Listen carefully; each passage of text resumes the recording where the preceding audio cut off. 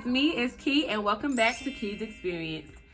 You guys, I have so much that I want to say, but I'm going to save them for other videos.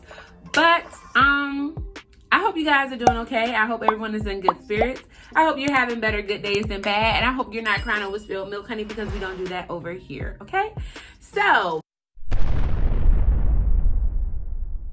let's get to the video, because honey, I don't know what's going on. So I want to talk a little bit about, how can I even put this? I want to talk about how we say what we would do in other people's situations. Does that make sense? I hope it does. And I'm going to share my own experience. And I'm going to talk about my labor and delivery for a little bit. I'm not going to go into full detail, but I am going to touch, just the surface of it. I was talking to one of my friends the other day, and we were talking about her situation. And basically in her situation, I kept saying, oh, you better than me, girl. You better than me because I would have did X, Y, Z. Never been in her situation before. Never. Not even close to it.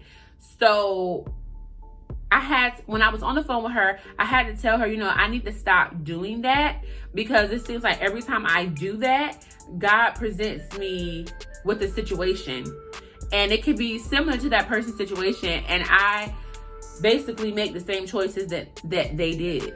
So what I'm saying to you is, stop saying, oh, I would do this, I would do that, and you're not in their situation. You don't know what you would do in their situation. Prime example, my birth story. All right, so I had a friend. We're not gonna disclose names because it doesn't matter. If they watch this video, they'll know exactly who they are. But I have a friend, she was due before me.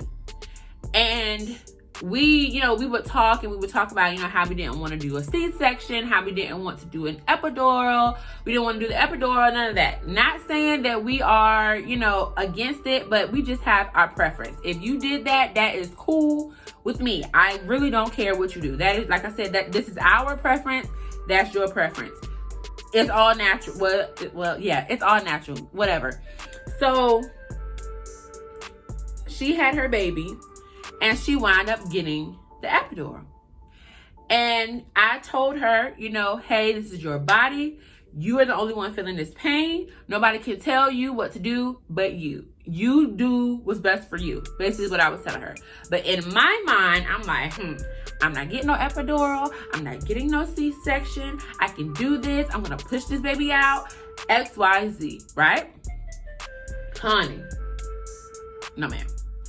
That went completely out of the window. First of all, I was in labor for 3 days.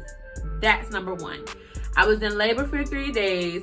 I did not go to the hospital until, I don't even know when I went to the hospital. But when I went to the hospital, I was only 1.5 centimeters dilated. Mind you, I had been having contractions, serious contractions, for 3 days straight. All right, I'm not going into detail. We'll talk about that another time. Anyway, I told myself I wasn't going to get no epidural. I told myself I wasn't going to have a C-section. That's something that I did not want to do. But guess what, honey? When it came down to me going to the hospital, and my body was in so much pain to the point where I didn't eat for 3 days. The most I ate was probably like a little bit of applesauce on a spoon, and that's it. I couldn't even finish the whole container. When I say I couldn't sleep because contractions kept coming, I kept waking up everyone throughout the household. Like, it was a lot. It was a lot. But anyway, honey, I got to that hospital and they checked me. The first thing I yelled was, "Give me an epidural! I need an epidural!" Like, I was, please give me the epidural. Like, my husband was not there. He was parking the car. I'm up here screaming at the doctor, please. They're like, man, we're going to give you the epidural. We got to do this, that, that. I said, okay, well, hurry up. Because, honey, I'm in pain, okay? Excruciating pain. It was, y'all, I can't make this up. I'm sorry. And I'm a first-time mom.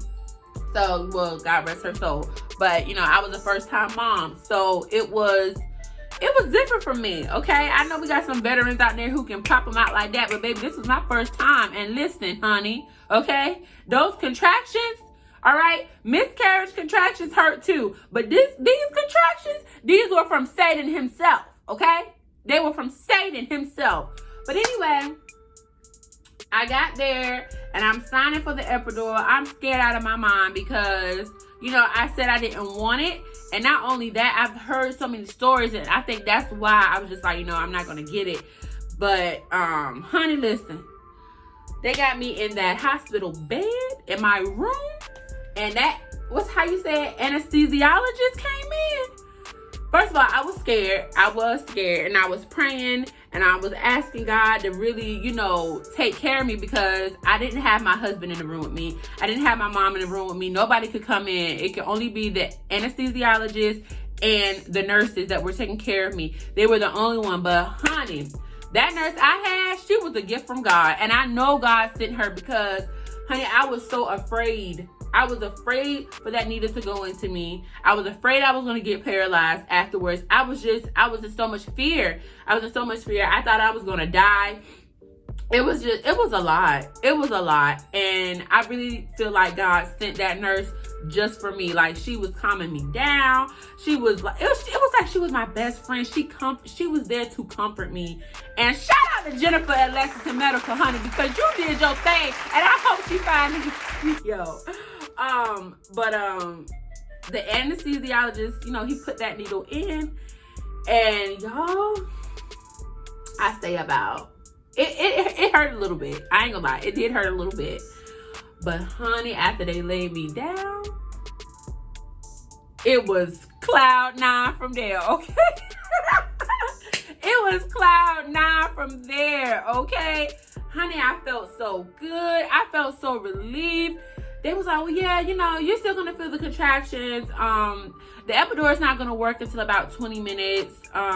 Yeah, so just be prepared for another contraction. Honey, that contraction came, I didn't feel anything. Now, mind you, I don't take medication, so I feel like that's why it really worked fast on me, because my body's not used to that stuff. But she was like, oh, you know, the epidural worked really fast for you, et cetera, et cetera. And I was like, honey, just don't let it don't let it run out, because I seen it was in an IV bag or something. I was like, if it run out, what's gonna happen? I need you to pump some more because I don't want to go through that stuff. But anyway, I took y'all down that story because I told myself I was not gonna be like my friend. No shade to her, but I just wanted to do it how I wanted to do it. But God saw fit to do it another way, because I went in, I went to the hospital around 7:30. My daughter didn't come until about 2 in the morning. So if I went into that epidural, honey, first of all, ain't no telling when I would have had her. I would have just been sitting there in pain. And honey, I'm not about to do that. I was already going through it for 72 hours. Who's to say that she wouldn't have came later than that? I wasn't going through that pain. I wasn't going through it. So as I said, I told y'all that story because you cannot put yourself in people's situation. You can't say, oh, I would do this, I would do that. You don't know what you would do. Just like with people with their rape stories. People are so quick to say, oh, if I was raped, I would have did this, I would have did that. You don't know what you would have did, because you was not in that situation. If you were getting beat up by somebody that you love, you can't say, oh, I would do this, I would do that. Because even I said, like, my husband ever put his hands on me, okay? He wouldn't do that. But it's just, it's a natural thing. Like, you be like, oh, my husband ain't gonna do this to me, or my mama not gonna do that to me. I'll do this, X, Y, Z. But when you put in that situation, you don't know what you would do. You don't know if you would run. Like, I question myself all the time when it comes to domestic violence. Like, how can you stay with someone who physically abuses you? And that goes for women and male, vice versa, whatever. It goes for both parties. I don't tolerate that. Like, I don't like that. And for people to run back to them, I can never understand. And I will be that person and be like, oh, ain't nobody gonna put their hands on me and I'm staying with them. But I really can't say that because I'm not in their situation. Even though I really believe that I can say that, because honey, I ain't staying nowhere where somebody is abusing me. But as I said, I have not been in that situation, so I can't really tell you what I would do. So as I said, I told y'all that story so we can stop saying, oh, I would do this, I would do that. You don't know what you would do until you are in that situation, until the situation presents itself to you. We are so quick to be judgmental with a lot of things, and like I said, we have never been presented the situation before. So let's not do that. Let's not do that. Let's not do that. Maybe this can be a little sequel. One of my friends was like, you need to do like a let's not do that I guess series or little thing or whatever. But yeah, guys, I recorded 2 videos today, so if you see me with this outfit on again, just know I didn't wear it, you know, the same outfit 2 times in a row. And even if I did, it ain't none of y'all business anyway. But no, yeah, guys, let's not do that, because that's not cool. And me personally, I am learning my lesson to stop talking so much on other people's situation, because you don't know what you would do. So let's not do that, okay? And yeah, that includes this video. Is that the word? Help. That concludes that concludes this video. I knew something didn't sound right. But that concludes this video, guys. I hope you enjoyed this video. If you did, give me a thumbs up. Let me know. If you didn't, give it a thumbs down. That's cool too. Engage with me. Make sure you're commenting. Make sure you are subscribing, because we are still on the road to 50 subscribers. We are at, I believe, 33 right now. So if you are new to my channel, go ahead on and subscribe. You know, be a part of the family. Be a part of Key's experience, because we are going to be doing big things over here.